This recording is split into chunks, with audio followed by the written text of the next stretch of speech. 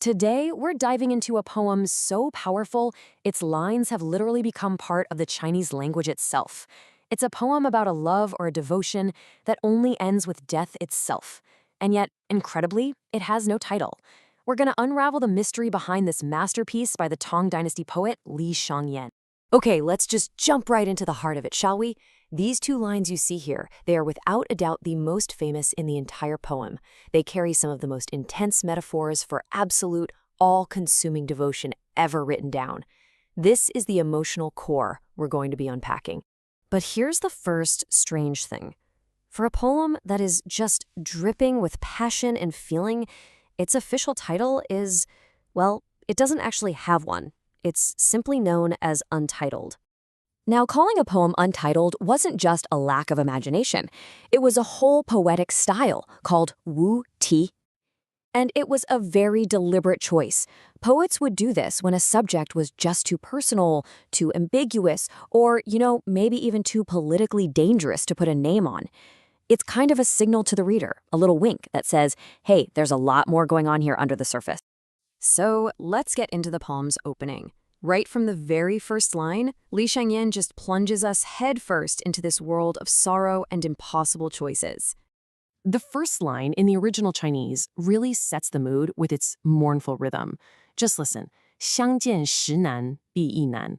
The sound you hear repeated is nan, which means difficult. Hearing it twice like that, back to back, it just creates this feeling of a heavy, inescapable weight. And the translation shows you exactly why. It's this impossible situation. It's not just that saying goodbye is hard. Even the joy of meeting is filled with difficulty. The poet is completely trapped in this paradox where no matter what they do, it's going to hurt. And then the second line connects that inner feeling to the world outside. 东风无力，百花残. It paints a really specific and pretty bleak picture of a world that's just losing its energy. You see, the east wind is supposed to be this warm, life-giving breeze of spring, but here it's faint, it's without strength. And because of that, the 100 flowers, this classic symbol of life and beauty, are all withering away. It's like the natural world is perfectly mirroring the speaker's own emotional burnout. So what's really brilliant here is how Li Shangyin links what's happening inside the speaker's head to the world of nature. That repetition of nan, or difficult, makes you feel trapped. And that weak east wind, it can't keep the flowers alive, just like the speaker's own situation can't sustain their relationship. The dying landscape is basically a picture of a broken heart. It's just a masterful way to set the scene. Okay, so from that absolutely heartbreaking start, the poem then builds to its iconic center. These are the two lines that have really defined it for over 1,000 years. Here's the first of those famous lines. 春蚕到死丝方尽. This isn't just a description, it's a declaration. It's a vow that is tied to the very essence of being alive. Think about it. A silkworm's entire life is about one thing, spinning silk. It doesn't stop, it doesn't take a break. The job is only done when its life is done. It's a perfect metaphor for a kind of love or devotion that is as natural and as necessary as breathing. And its partner line gives us a parallel image. This one isn't about creating something, though. It's about sorrow. 拉锯成灰泪始干. The image here is all about self-consumption, of literally burning away. So here, the dripping wax from a burning candle gets transformed into endless tears. The crying, the sorrow, it only stops when the candle itself is completely gone, when it's burned down to nothing but ash. It's just this image of profound, all-consuming grief. And this is where the poet's genius just goes to another level. There's a hidden layer here, a pun. The character for silk, si, sounds exactly the same as the character for longing or thought, si. So the line isn't just saying, my work ends when I die. It's secretly saying my longing for you will only end when I die. It's just an incredible piece of wordplay that makes the meaning so much deeper.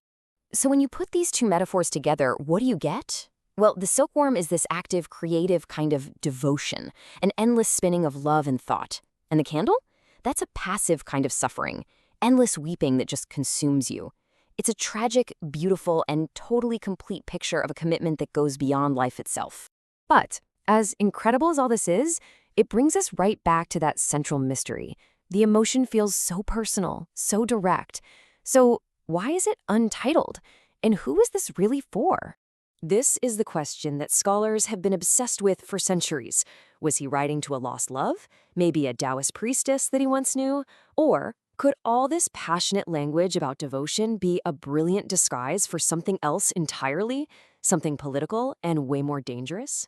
To even begin to understand that second theory, you have to get a picture of the world Li Shangyin was living in.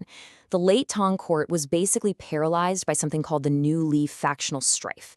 It was this bitter 40-year political war between two powerful families. And for an official like Li Shangyin, picking a side or even just being associated with one could make or break your entire life. And poor Li Shangyin got caught right in the middle of it all. He got his start in politics with help from his friend Ling Hutao, who was part of the Niu faction. But then he married a woman from the rival Li faction. And that one move, whether for love or ambition, who knows, basically torpedoed his career. He was seen as a traitor by his original supporters, and he spent decades just stuck in political limbo. And this poem, it was written at an absolute low point, when he was trying to appeal to his old, estranged friend Ling Hutao for help. So now you see the two theories side by side. On the one hand, it's this beautiful, universal poem about lost love. But on the other hand, it could be a cleverly coded political message. The undying devotion isn't for a lover, but for his friend and his political ideals. The difficulty of meeting isn't about miles, it's about political walls. It's a plea for help disguised as a love letter. And this all brings us to the poem's final lines, where this incredible sense of despair is met with one last, fragile little glimmer of hope. In these last lines, the poet paints this picture of absolute loneliness, of looking in the mirror in the morning and seeing his hair turning gray from all the sorrow, of feeling so alone at night that even the moonlight feels physically cold. The path to his beloved, whether that's a person or a political paradise, seems impossibly far away. But then, right at the end, he has this one desperate hope. He asks the mythical bluebird, a messenger of the gods, to just fly over and see how they're doing. It's one last fragile plea for connection in a world filled with despair. And that really brings us to the final thought. Maybe the reason this poem has lasted for so long is because of this very ambiguity. Whether it's about a lost lover or a ruined politician, its power is that it can be both. It speaks to a very specific historical tragedy, but it also captures this universal human experience of longing that we all feel. Maybe its genius isn't in having one single answer, but in its power to make us keep asking the question,